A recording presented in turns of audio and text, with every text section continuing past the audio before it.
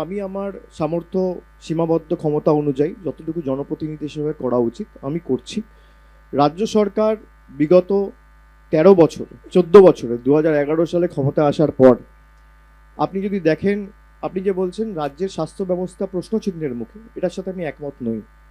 কটা medical college হয়েছে, কটা সুপার স্পেশালিটি হাসপাতাল হয়েছে, বিনামূল্যে চিকিৎসা হচ্ছে, স্বাস্থ্যসাথী কার্ড হয়েছে, এবং এই যে Swasthyasathi card, no questions asked, কেন্দ্র সরকারের যে প্রকল্প আয়ুষ্মান ভারত, যেখানে একাধিক শর্ত রয়েছে।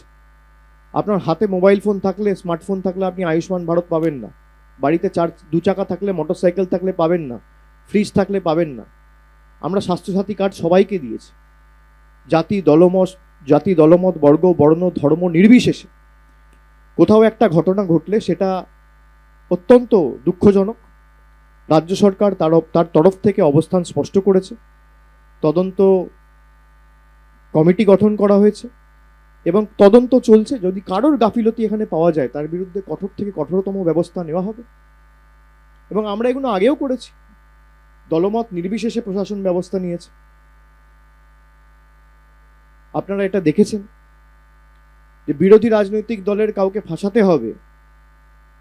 আমি সিবিআই এর অফিস থেকে বেরিয়ে একদিন বলেছিলাম যে জটায়ুর তদন্ত আগে থেকে ঠিক করে না, এই লোকটাকে ফাঁসাতে হবে, তারপর তদন্ত প্রক্রিয়া শুরু হয়। আর আমাদের তদন্তের মতো চলে।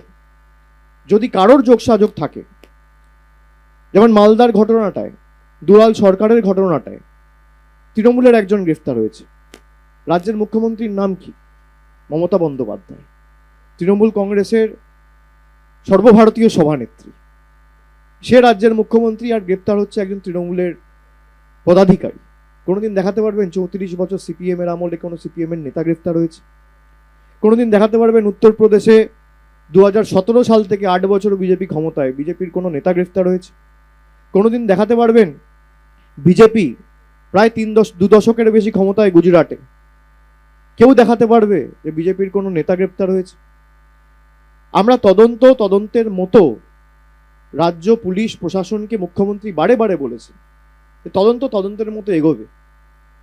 যদি কেউ কোনো রকম ভুল করে, কোনো রকম কোনো অপরাধের সাথে যুক্ত থাকে, সে যে রাজনৈতিক দলের হোক, যে বর্গের হোক, যে ধর্মের হোক, যে জাতির হোক, একজন দোষী, একজন অপরাধী। অপরাধীর কোনো জাত হয় না, অপরাধীর কোনো ধর্ম হয় না, কোনো রাজনৈতিক দল হয় না। আমরা ব্যবস্থা নিয়েছি এবং আগামী দিনেও ব্যতিক্রম হবে না।